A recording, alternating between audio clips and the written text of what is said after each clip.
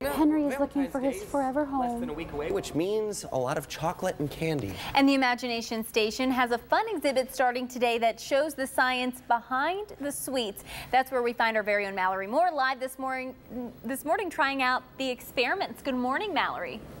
Good morning, Ashley and Chris. Yeah, we are here at the Imagination Station having a good time this morning, playing with candy, that type of thing. They have a scientific sweetness that starts today where the kids and the parents can come and try these different kind of fun activities. Joining me now is Sarah Neff. Thank you so much for joining me this morning. You have a lot of different activities going on this weekend, but this first one I want to talk about is almost building some structures out of candy. It is, exactly. So we are talking about how we can tie together candy and engineering and make it kind of sweet. So we are building geodesic domes out of gumdrops. Okay, and looking at them, some are a little bit simpler and then you can get a little bit more extreme in that way. Talk me through what some of these are.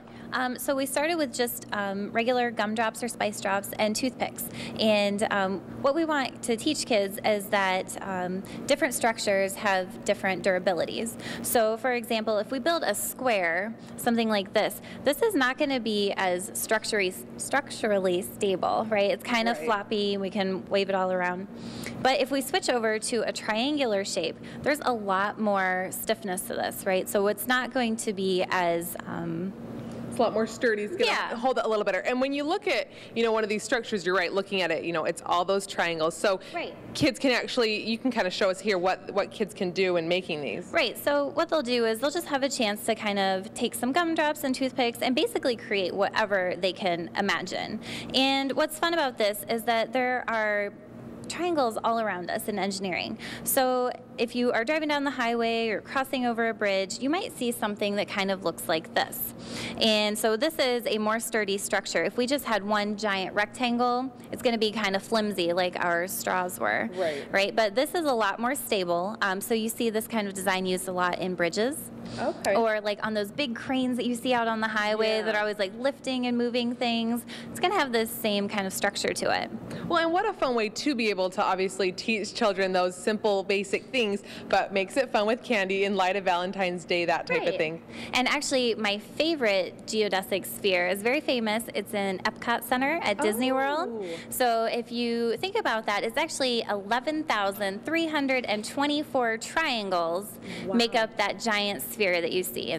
That is very neat to know that, you're seeing the small version here, but that's on a much bigger scale. I want to talk a little bit about these flowers. Earlier, we were trying them out.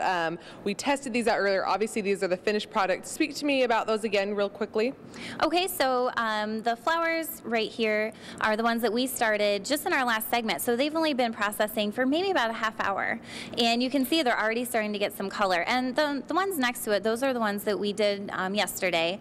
But within an hour, we're going to get that bright color. And as you can see, the capillaries are already pulling that color up with the water, transferring it from the base of the stem all the way up to the petals. Yeah, you can see it's a faint yellow right now, but soon it's going to be one of those vibrant, fun ones. I love this activity because it's so easy for parents to do at home when, their kids are a little bored. You can teach them something and have a lot of fun, which is this weekend is really all about. It is. Scientific Sweetness is Friday, Saturday, and Sunday, so we kick off today. And we'll have these types of activities going on all weekend. It's going to be really great. Okay, sounds good. Thank you so much, Sarah. Like she was saying, there's a lot of stuff. You've got to come down here, get out of the winter cold, and try some fun things out in light of Valentine's Day. Back to you guys. All right, thanks so much.